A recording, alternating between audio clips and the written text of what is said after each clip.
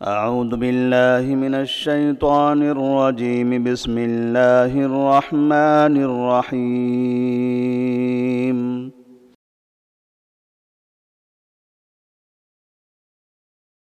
وَإِذَا حُيِّيتُم بِتَحِيَّةٍ فَحَيُّوا بِأَحْسَنَ مِنْهَا أَوْ رُدُّوهَا إِنَّ اللَّهَ كَانَ عَلَى كُلِّ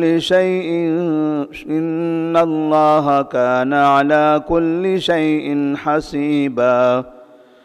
اللَّهُ لَا إِلَٰهَ إِلَّا هُوَ لَيَجْمَعَنَّكُمْ إِلَى يَوْمِ الْقِيَامَةِ لَا رَيْبَ فِيهِ وَمَنْ أَصْدَقُ مِنَ اللَّهِ حَدِيثًا.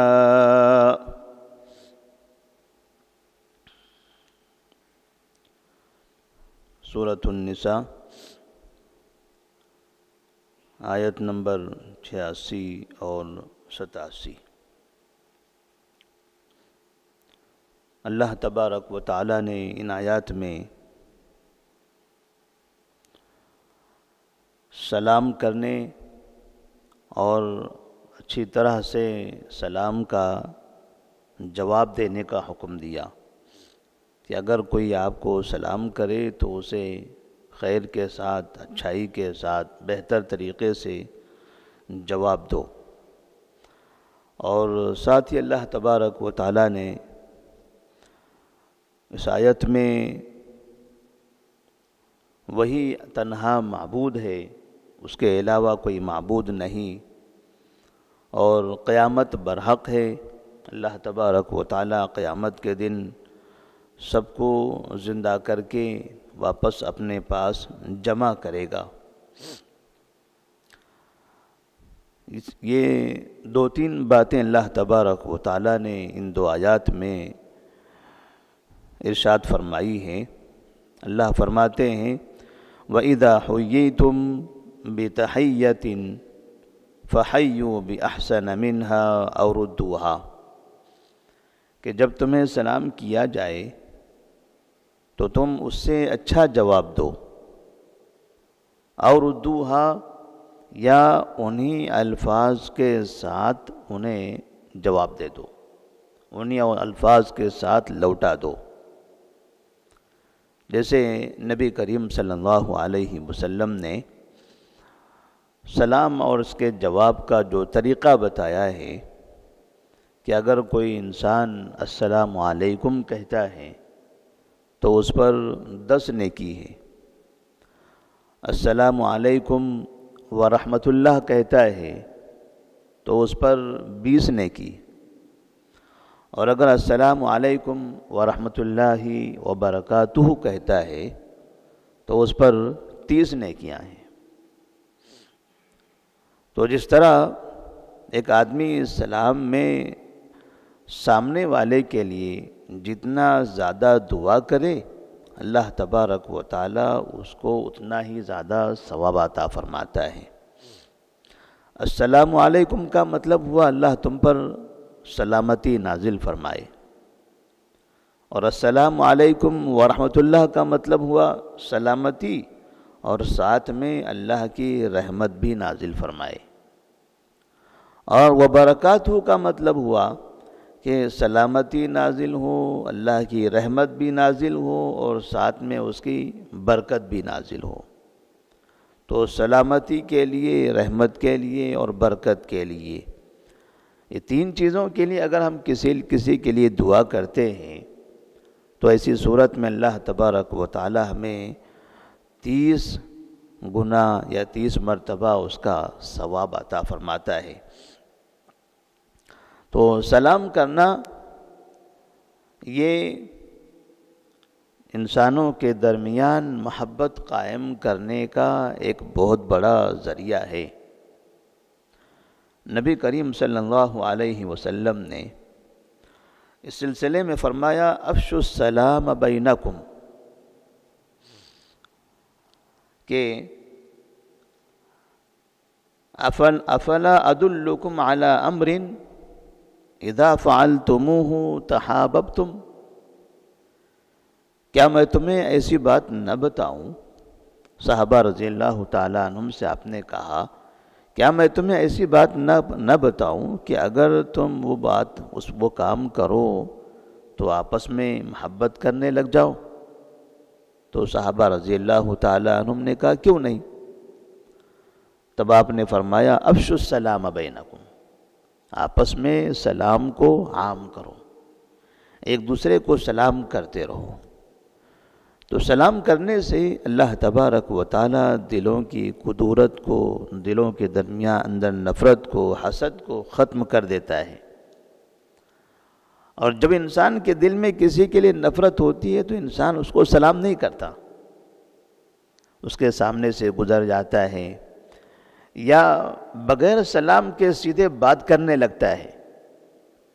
غصہ رہتا ہے اس کے دل کے اندر، اس کی نفرت ہوتی ہے تو سیدھے بات کرتا ہے لیکن سلام نہیں کرتا۔ اور جس انسان سے جتنی زیادہ محبت ہوتی ہے انسان اتنی ہی اچھی طرح اس سے سلام کا اظہار کرتا ہے۔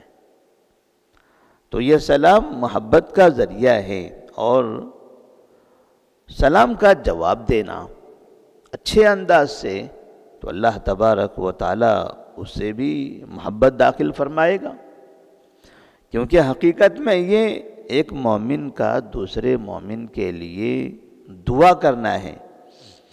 جب کوئی ہمارے لیے دعا کرتا ہے تو ہمارا بھی دل چاہتا ہے کہ ہم اس کے لیے بھی دعا کریں، اور جب ایک دوسرے کے لیے دونوں دعا کر رہے ہیں، سلامتی کے لیے، رحمت کے لیے، برکت کے لیے، تب پھر بار بار لوگوں سے یہ کہنے کی ہمیں ضرورت نہیں پڑے گی کہ ہمارے لیے دعا کیجیے، ہمیں دعا میں یاد رکھیے۔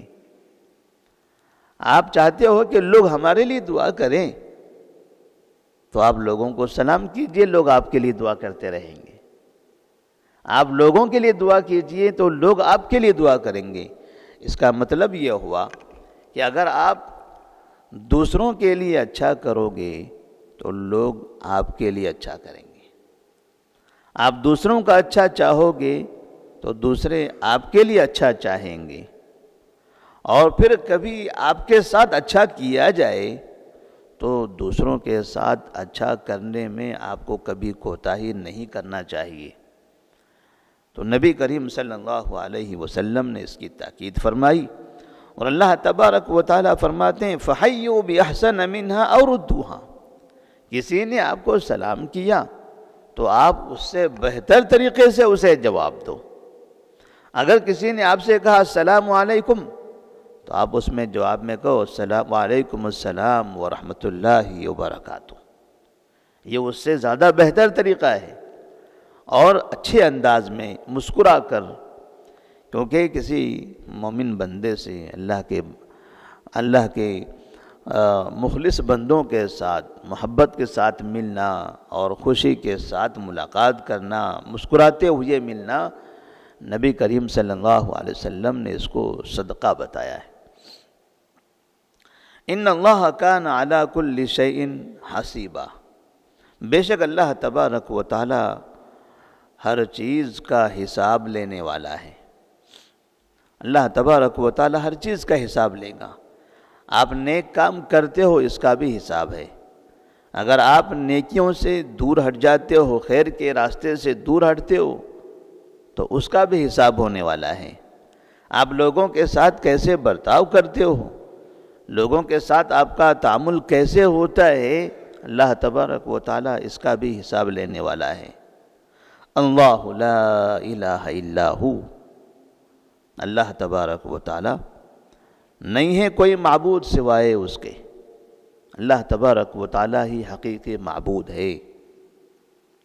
یہاں پر اللہ تبارک و تعالی نے اپنے معبود ہونے کا خاص طور پر ذکر فرمایا، اس لیے کہ اللہ تبارک و تعالیٰ کو رب ماننا، خالق ماننا، مالک ماننا، رازق ماننا، جس کا تعلق ربوبیت سے ہے، تو عام طور پر لوگ اسے مان لیتے ہیں۔ لوگ مانتے ہیں کہ ہاں اللہ مالک ہے، اللہ خالق ہے، وہ رازق ہے، وہ سب کا مالک ایک ہے۔ تو مسلمانوں سے پوچھیں تب بھی وہ اوپر کی طرف ہاتھ اٹھائے، غیر سے پوچھیں تب بھی وہ اوپر کی طرف ہاتھ اٹھائیں۔ لیکن جب دعا کرنے کا مسئلہ آتا ہے، پریشانی میں مدد مانگنے کا مسئلہ آتا ہے، یا خوشی میں نظر ماننے کا یا خوشی کا اظہار کرنے کا موقع آتا ہے، تو ایسی صورت میں شرک کرنے لگتے ہیں، پھر اللہ تبارک و تعالیٰ کی عبادت نہیں کرتے، دعا کسی اور سے مانگتے ہیں، پریشانی میں مدد کسی اور سے مانگنے لگتے ہیں، اور خوشی کا اظہار کسی اور غلط جگہ پر جا کر کرتے ہیں، جبکہ ہر حالت میں اللہ تبارک و تعالیٰ کو یاد کرنا ہے، غمی میں بھی اور خوشی میں بھی۔ دعا کرنا ہو تو اللہ سے دعا کریں، مانگنا ہو، مدد کی ضرورت ہو تو اللہ تبارک و تعالیٰ سے مدد چاہیں۔ لَيَجْمَعَنَّكُمْ إِلَىٰ يَوْمِ الْقِيَامَةِ لَا رَيْبَ فِيهِ، البتہ یقیناً وہ تم سب کو جمع کرے گا قیامت کے دن، جس میں کوئی شک نہیں ہے، تم سب کو وہ جمع کرنے والا ہے۔ جب تمام کے تمام انسان اس دنیا سے ختم ہو جائیں گے، ایک تو انسان کا خاتمہ یہ ہے کہ انسان کی موت واقع ہو جائے، جس انسان کی موت واقع ہو گئی یہ سمجھے کہ اس کی قیامت شروع ہو گئی، اور آخر وقت میں جو انسان باقی رہ جائیں گے تو اللہ تبارک و تعالیٰ سور میں پھونکنے کا حکم دے گا، اس کے بعد تمام کے تمام لوگ مر جائیں گے، سب کے سب ختم ہو جائیں گے، اور پھر دوبارہ سور میں پھونکا جائے گا، تو ایسی صورت میں تمام کے تمام اپنے قبروں سے نکل کر رب کے دربار میں حاضر ہوں گے، اور وہاں اللہ تبارک و تعالیٰ ان سب سے حساب لے گا۔ تو بہت سے افراد کو دوبارہ زندہ کیے جانے پر شک ہوتا ہے، موت کا تو یقین ہو رہا ہے کیونکہ موت اپنی آنکھوں سے لوگ دیکھ رہے ہیں، لیکن موت کے بعد دوبارہ زندہ کر دیا جائے گا، اس پر لوگوں کو شک ہوتا ہے کہ کیسے ہوگا۔ کیونکہ مثال کے طور پر جیسے کسی شخص کا انتقال آج سے 1000 سال پہلے ہو گیا، کسی کا 2000 سال پہلے ہو گیا، اگر 2000 سال پہلے ہندوستان کے کسی علاقے میں کوئی انسان رہتا تھا، اس کا انتقال ہو چکا، تو وہ جس زمین پر اس کو دفن کیا گیا تھا یا جہاں پر اس کو جلا دیا گیا ہوگا، یا جو بھی کسی بھی طرح کے انسان کے ساتھ آخر میں جو انجام ہوا ہوگا، کہیں جل کر مر گیا، کہیں پانی میں ڈوب کر مر گیا ہوگا، کسی جانور نے کھا لیا ہوگا، تو 2000 سال میں اس کے جسم کے اعضاء کا کیا ہوا، اس کے جسم کے حصے کہاں سے کہاں چلے گئے۔ اگر دفن کر دیا گیا تھا تب بھی زمینیں کھودی گئی، ادھر سے ادھر مٹی منتقل کر دی گئی، سیلاب نے اس مٹی کو ادھر سے ادھر بہا دیا، تو ایک انسان کے جسم کے حصے دنیا کے کئی علاقوں میں تقسیم ہو چکے ہوں گے، مختلف جگہوں پر انسان کے جسم کے ذرات پھیل گئے، اور ایسے ہزاروں لاکھوں انسان ہیں، کروڑوں انسان ہیں جن کے جسم کے اعضاء اس طرح خلط ملط ہو گئے، تو لوگوں کو یہی تعجب ہوتا ہے اَإِذَا مِتْنَا وَكُنَّا تُرَابًا، کہ جب ہم مر جائیں گے اور مٹی ہو جائیں گے، کہ جب ہم مر جائیں گے اور مٹی ہو جائیں گے تو ایسی حالت میں بھی ہمیں واپس لوٹایا جائے گا، کیونکہ مرنے کے بعد جب مٹی ہو گئے، سب ختم ہو گئے، سب خلط ملط ہو گئے، ادھر سے ادھر چلے گئے، تب کیسے واپس اللہ تبارک و تعالی جمع کرے گا؟ تو انسانوں کو مرنے کے بعد دوبارہ جمع کرنے کے لیے آج کے زمانے میں تو یہ سمجھنا بڑا آسان ہے، خاص طور پر جب کمپیوٹر کی دنیا میں ہم دیکھتے ہیں کہ انسانوں نے ایسی چیزیں بنا رکھی ہیں کہ کمپیوٹروں میں اگر مثال کے طور پر کوئی فائل ہے ڈیلیٹ کر دی گئی ہے، ہم نے 1 سال پہلے، 1 مہینہ پہلے، 2 مہینہ پہلے، تو جتنی فائلیں ڈیلیٹ ہوئی ہیں دوبارہ سیکنڈوں میں اس کو ہم ہو بہو اسی طرح سے اپنے کام کے لیے واپس لے سکتے ہیں. جس طرح سے وہ ڈیلیٹ ہونے سے پہلے، حذف ہونے سے پہلے کام کیا کرتی تھی، اب مکمل ہو بہو اس کے اندر ویسے ہی کام ہوگا. جس شکل میں پہلے تھی ویسے اب بھی وہ کام کرنے لگے گی.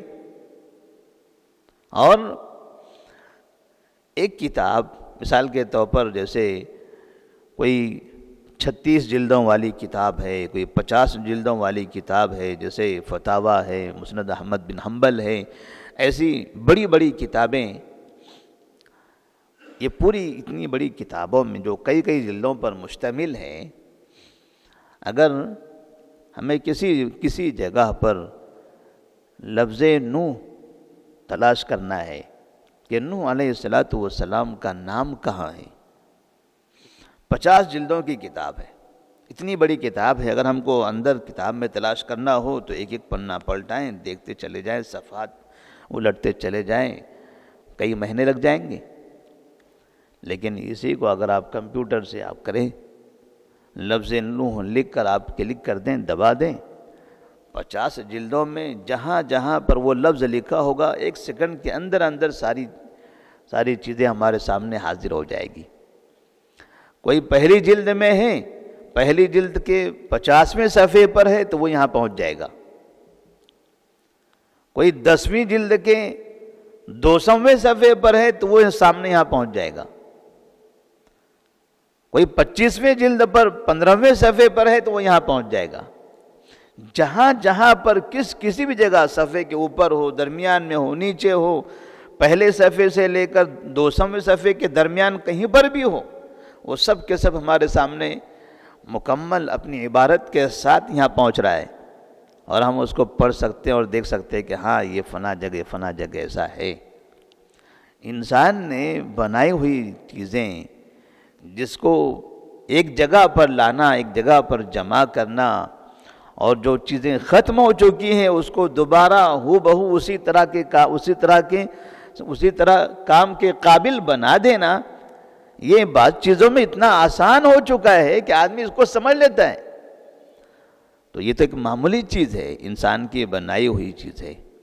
اللہ تبارک و تعالیٰ جس نے اتنی بڑی کائنات بنائی، تو اس کے بارے میں ہم تعجب کریں اور یہ کہیں کہ اللہ یہ کیسے کرے گا، یہاں یہ کیسے ہوگا، یہ ہم سوچیں تو ہمارا دماغ خراب ہو جائے. یہ سب کیسے ہو رہا ہے، یہ سب کیسے انسان نے ایسی چیزیں بنا دی. انسان کے دماغ پر تعجب ہوتا ہے کہ انسان کے پاس یہ صلاحیت کہاں سے آئی. لیکن ہم مانتے ہیں کہ ہاں واقعی انسان یہ کر رہا ہے، کر پاتا ہے، اور اس سے بھی اچھا اور یہ زیادہ کر سکتا ہے. تو اللہ تبارک و تعالیٰ جو اس انسان کا خالق ہے، اس کے دماغ کا خالق ہے، اس کی صلاحیتوں کا خالق ہے، کیا وہ انسانوں کو جس نے بنایا، وہ بنے ہوئے انسانوں کو اگر ڈیلیٹ کر دے اور پھر دوبارہ جیسے کہ ویسے اس کو اٹھانا چاہے تو کیوں نہیں کر سکتا؟ تو اللہ لا الہ الا ہو لیجمعنکم الی یوم القیامت لا ریب فیہ ومن اصدق من اللہ حدیثا. اللہ تبارک و تعالیٰ سے سچی بات والا اور کون ہو سکتا ہے؟ اللہ تبارک و تعالیٰ کا کلام، اللہ کی باتیں، اس سے بڑا سچ اور کیا ہو سکتا ہے؟ اللہ کی بات سب سے سچی بات ہے. اللہ تبارک و تعالیٰ کا کلام سب سے سچا کلام ہے. تو اللہ تبارک و تعالیٰ نے یہاں آخرت پر یقین رکھنے کی تلقین فرمائی کہ آپ سب کو جمع کیا جائے گا، اس پہ یقین کر لو. اس کا مطلب یہ ہوا کہ پھر جمع ہونے کے بعد حساب ہونے والا ہے، حساب کی تیاری کر لو، دنیا کو سدھار لو، اپنی آخرت کو بنا لو، دنیا میں خیر کے کام کرو، برائیوں سے محفوظ رہو، حرام چیزوں سے اجتناب کرو، دلوں کے اندر اپنے بھائیوں کے لیے جو نفرتیں ہیں، جو شر و فساد ہے، یہ ساری چیزیں ختم کر دو، اس لیے کہ یہ چیزیں کل قیامت کے دن ہمیں ہی تباہ و برباد کرنے والی ہیں. جب اللہ ہمیں جمع کرے گا اور یہ سب کے بارے میں ہم سے حساب لے گا، تب ہم وہاں جواب نہیں دے سکیں گے. اللہ تبارک و تعالیٰ سے دعا ہے کہ اللہ تبارک و تعالیٰ ہم تمام کو آخرت کی فکر کرنے کی توفیق عطا فرمائے، نیک اعمال کی توفیق دے، برائیوں سے ہم سب کی حفاظت فرمائے۔ اللہ تبارک و تعالی ہم تمام کو آپس میں ایک دوسرے کا خیر خواہ بنائے، ایک دوسروں کے لیے دعائیں کرنے کی، رحمت کی، مغفرت کی، سلامتی کی، برکت کی دعائیں کرنے کی توفیق دے۔ السلام علیکم ورحمۃ اللہ وبرکاتہ۔